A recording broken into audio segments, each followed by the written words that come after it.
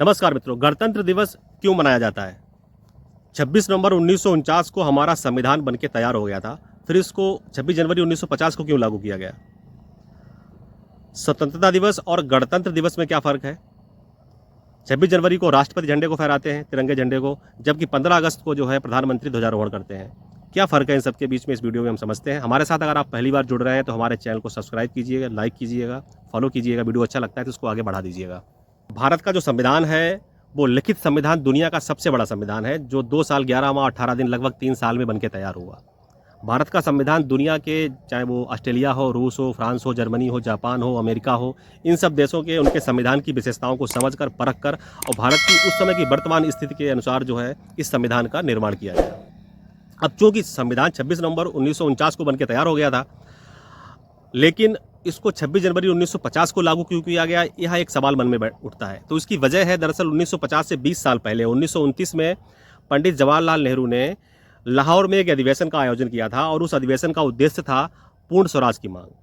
और उसी तारीख को तय किया गया कि 26 जनवरी को हर साल हम स्वतंत्रता दिवस मनाएंगे।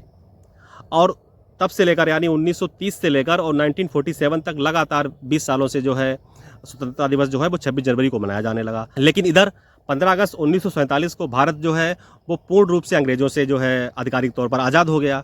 अब 15 अगस्त 1947 से आज़ादी के लिए स्वतंत्रता दिवस मनाया जाने लगा और आज भी मनाया जाता है।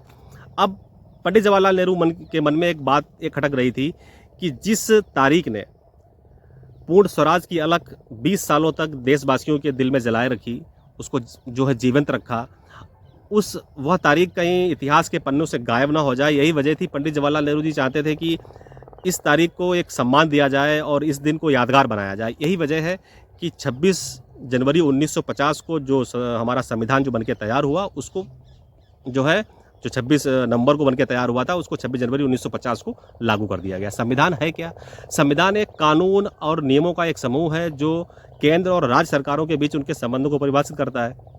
किसी भी देश को चलाने के लिए वहाँ का संविधान का होना बहुत ज़रूरी है कि उसमें बहुत सारे नियम कानून बनाए जाते हैं जिससे देश चलता है। सरल भाषा में समझें, जैसे कि अब उत्तर कोरिया है, वहाँ पर कोई संविधान उनका कैसा क्या है वो आप समझ सकते हो कि वहाँ तो एक तरीके से कोई चुनाव तो वो सब अपनी मर्जी से कराता है। लेकिन भारत में एक लोकतांत्रिक अधिकार मिले हैं यहाँ की जनता को, और वो अपने लोकतांत्रिक मत का प्रयोग करके जो है सरकार चुनती है। यानी कि एक तरीके से कह सकते हो कि यह प्रजातंत्र है। और जो राजतंत्र में राजा अधिकार करता है, यानी कि इससे पहले अंग्रेज हम पे शासन करते थे, लेकिन उस पर हम कोई वोट तो करते नहीं थे, वो अपनी मर्जी से हमारा जो है हम पे शासन कर रहे थे। इससे पहले मुगल भी शासन करते थे, इससे पहले जो भी और पीछे जाओ तो राजा लोग थे, वहाँ भी कोई चुनाव नहीं होता था, वहाँ पर भी एक तरीके से राजतंत्र था। लेकिन 1950 को जब हमारा संविधान बना तो गणतंत्र देश बना और इसमें हमें लोकतांत्रिक अधिकार मिले और उन लोकतांत्रिक मूल्यों के आधार पर हम जो है सरकार चुनने लगे और आज तक इसी प्रक्रिया को आगे बढ़ाया जा रहा है। लेकिन कहीं न कहीं भारत का संविधान दुनिया का सबसे अच्छा, सबसे बड़ा और लचीला और कठोर संविधान है। यानी कि इसमें लचीलापन भी है और इसमें कठोरता भी है, इसमें मिश्रण है। ये हमारा देश, आप जानते हो, विविधताओं का देश है। यानी कि इसमें सांस्कृतिक तौर पर आप देखो, सांस्कृतिक विविधताएं हैं। आसान भाषा में समझा जाए तो जनता के द्वारा जनता पर शासन, या आप कह सकते हो गणतंत्र का मतलब ये है।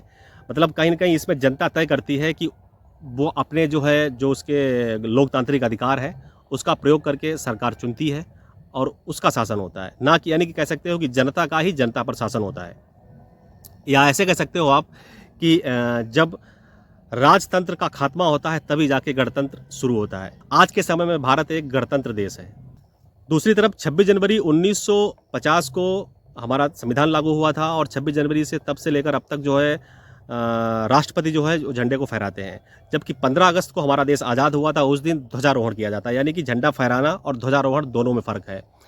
जब अंग्रेज़ों से हमारा देश आज़ाद हुआ तो पहली बार 15 अगस्त 1947 को पंडित जवाहरलाल नेहरू ने जो है लाल किले पे झंडा फहराया था।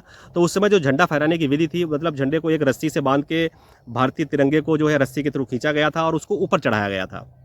जबकि जो ब्रिटिश झंडा था उसको दूसरी रस्सी के थ्रू नीचे उतारा गया था। आज भी जब भी झंडा फहराया जाता है, आपने देखा होगा लाल किले पर एक रस्सी के थ्रू झंडे को खींचा जाता है, नीचे से वो ऊपर जाता है, उसके बाद फिर दूसरी रस्सी से खींच दिया जाता है और झंडे को उसका ध्वजारोहण किया जाता है। यानी कि तब हमारा देश अंग्रेजों से आज़ाद हुआ था और इस चीज़ का प्रतीक है। जबकि 26 जनवरी 1950 को जो राष्ट्रपति झंडा फहराते हैं, उसमें फ़र्क ये है कि हमारा देश 26 जनवरी 1950 को पहले से आज़ाद हो चुका था, यानी कि झंडा हमारा पहले से फहर रहा है, लहला रहा है और झंडा पहले से बंधा होता है, रस्सी के थ्रू उसको खोल दिया जाता है और वो फहरा दिया जाता है। तो ये फ़र्क है। 1947 में चूँकि हमारे पास संविधान नहीं था, इसलिए चुनाव तो हुए नहीं थे। पंडित जवाहरलाल नेहरू प्रधानमंत्री बना दिए गए थे और उस समय उन्होंने झंडे को फहराया था, राष्ट्रपति तो था नहीं कोई।